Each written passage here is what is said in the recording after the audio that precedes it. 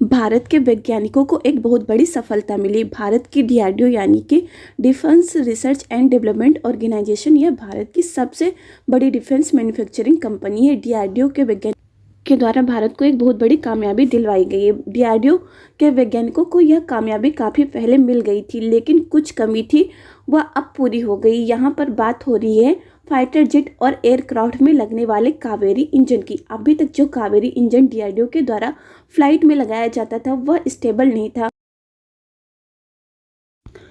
या अच्छी एफिशिएंसी नहीं दे रहा था, इसलिए डीआरडीओ इसको और अधिक बेहतर बनाने के लिए बहुत अच्छी तरह से काम कर रही थी। ये खबर के अनुसार डीआरडीओ के द्वारा यह कहा गया है कि ड्राई कावेरी इंजन में हमने जो नए डिज़ाइन बदले थे, इसकी वजह से यह कावेरी इंजन स्टेबल हो चुका है और अब इसकी बहुत ही अच्छी एफिशिएंसी देखने को मिल रही है। अब ड्राई कावेरी इंजन नए फैन के डिज़ाइन के कारण स्टील्थ परफॉर्मेंस दे रहा है, जिसके आधार पर इंडियन एयरफोर्स के आरएसपीए प्रोजेक्ट के तहत बनाए जा रहे बॉम्बर यूसीएवी में इन इंजन का इस्तेमाल हो सकेगा। यह उन देशों को झटका देने वाली खबर है जो देश अभी तक भारत के पास इंजन टेक्नोलॉजी न होने के कारण उसकी मजबूरी का फ़ायदा उठा रहे थे। पूरी अपडेट क्या है इस वीडियो में आगे विस्तार से समझेंगे, लेकिन उसके पहले अगर अभी तक कि आप लोगों ने वीडियो को लाइक नहीं किया तो आप लोग वीडियो को लाइक कर दीजिए, साथ में चैनल को सब्सक्राइब कर नोटिफिकेशन बेल आइकन को जरूर दबा दीजिए, जिससे लेटेस्ट वीडियो की नोटिफिकेशन आप लोग को मिले और आप लोग वीडियो को सबसे पहले देख पाएँ।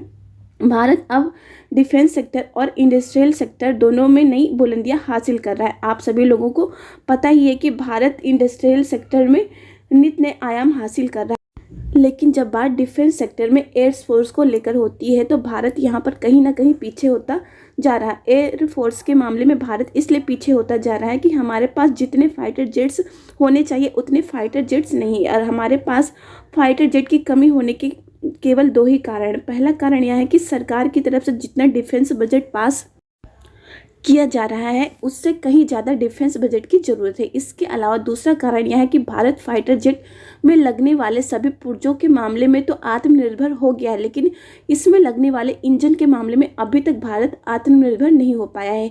इसके ऊपर भारत के वैज्ञानिक लगातार काम कर रहे हैं। अगर डिफेंस बजट की बात की जाए तो अमेरिका ने 2024-25 के लिए $877 बिलियन का डिफेंस बजट बनाया है।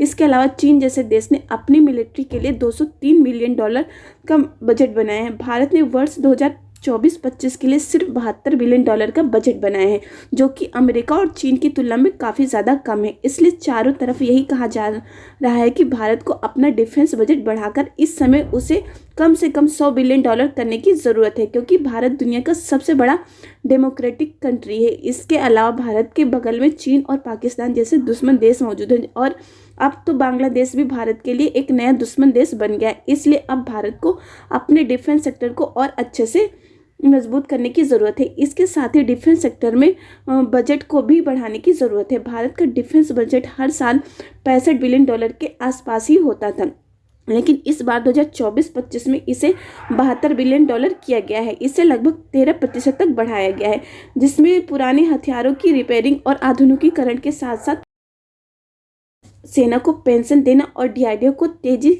के साथ आगे बढ़ाने के लिए ही इस बार बजट को बढ़ाया गया। बजट को और अधिक अभी बढ़ाने की आवश्यकता है, जिससे डिफेंस सेक्टर में और अच्छे से काम किया जा सके। इस समय भारत के लिए सबसे बड़ी समस्या कुछ तकनीक के मामले में विदेशों पर निर्भरता है। इंजन के मामले में अमेरिकी कंपनी पर निर्भरता होने के कारण ही अभी तक हमारा तेजस फाइटर जेट भी नहीं बन पाया है। इसलिए हाल ही में इंडियन एयरफोर्स के चीफ ने यह चेतावनी दी कि चीन और पाकिस्तान मिलिट्राइजेशन के मामले में हमसे आगे जा रहे हैं और हम अभी 4 या फिर 4.5 पीढ़ी के फाइटर जेट को बनाने पर ही अटके हैं। हम अभी 4.5 जनरेशन का पहला वेरिएंट भी नहीं बना पाए। इस समय हमारी भारतीय सेना को 42 स्क्वाड्रन की ज़रूरत है, लेकिन इस समय 31 स्क्वाड्रन ही एक्टिव हैं।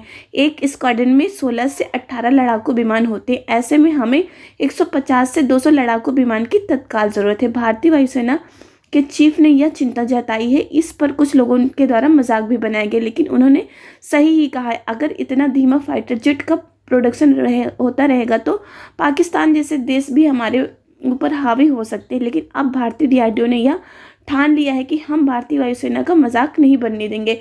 अब इंजन की सप्लाई दूसरे देशों से मिले या न मिले, हम खुद ही इंजन को बनाएंगे। डीआरडीओ के द्वारा कावेरी इंजन पर काफ़ी ज़्यादा मेहनत की गई है, जिसके बाद सरकार की तरफ से इसकी फ्लाइट टेस्टिंग के लिए अप्रूवल मिला। इसके बाद कई लेवल पर और कई ऊंचाइयों पर इस इंजन की टेस्टिंग की गई। इस कावेरी इंजन को रूस भी भेजा गया। रूस के जाने माने विमान में इसकी फ्लाइट टेस्टिंग भी की गई। इसकी टेस्टिंग अभी भी की जा रही है, जो कि लगभग 1 महीने तक चलेगी।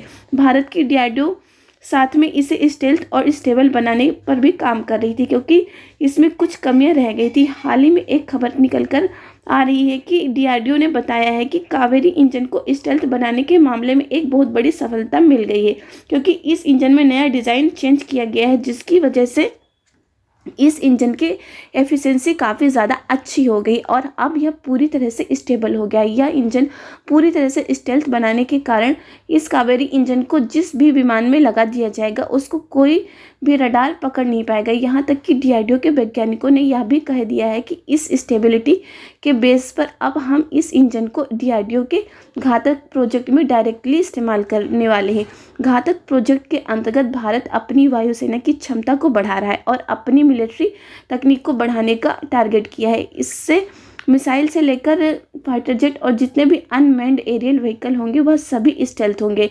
इसी में भारत 13 टन वाला RSPA यानी कि rapid strike precision attack bomber UAV बनाने पर भी काम कर रहा है। डीआरडीओ ने टारगेट लिया था कि इस UAV में हम खुद के इंजन को लगाएंगे और फिलहाल के समय में जिस तरीके से कावेरी इंजन ने परफॉर्मेंस देना शुरू कर दिया है, वह समय आ गया कि जब इस UAV में हमारा खुद का कावेरी इंजन लगेगा। इस UAV का उपयोग बम बरसाने में किया जाता है। उदाहरण के लिए अगर हमें दुश्मन के रणनीतिक ठिकानों पर जैसे पुल, गोदाम, एयरबेस और रडार स्टेशनों को नष्ट करना है तो खासकर इसका इस्तेमाल किया जा सकता है, क्योंकि यह बॉम्बर लंबी दूरी तक सटीक बमबारी करने की क्षमता रखता है। इसमें हैवी लोड उठाने की शक्ति है, जिससे बड़े पैमाने पर बमबारी आसान हो जाती है। यह बॉम्बर स्पेशल ऑपरेशन में सटीक और तेज हमला करने के मामले में एकदम आगे रहने वाला है, जिससे यह न सिर्फ स्वदेशी तकनीकी पर पूरी तरह से आधारित रहेगा बल्कि यह AI तकनीक से भी लैस रहेगा। इतना ही नहीं बल्कि AMCA यानी एमका प्रोजेक्ट के अंतर्गत तेजस के में लगने वाले इंजन को कावेरी 2.0 के तहत डीआरडीओ की लेबोरेटरी GTRE 90 kg न्यूटन का इंजन बनाने पर इसके बाद काम करने जा रही है। इसके बाद भारत के द्वारा न सिर्फ कम बजट पर वायुसेना की ताकत को बढ़ाया जा सकेगा बल्कि किसी के सामने हाथ फैलाने की ज़रूरत भी नहीं पड़ेगी। डीआरडीओ के वैज्ञानिकों ने इस कामयाबी को हासिल करने के लिए काफ़ी ज़्यादा मेहनत की है। डीआरडीओ के वैज्ञानिक इस सफलता के लिए बधाई के पात्र हैं। डीआरडीओ के वैज्ञानिकों के द्वारा कावेरी इंजन पर जो सफलता हासिल की गई है उस पर आपकी क्या राय है? अपनी राय कमेंट करके ज़रूर बताएं। आप लोग को वीडियो पसंद आई हो तो वीडियो को लाइक कर दीजिए, साथ में चैनल को सब्सक्राइब कर नोटिफिकेशन बेल आइकन को जरूर दबा दीजिए, जिससे लेटेस्ट वीडियो की नोटिफिकेशन आप लोग को मिले और आप लोग वीडियो को सबसे पहले देख पाएँ। इस वीडियो में बस इतना ही। जय हिंद, जय भारत।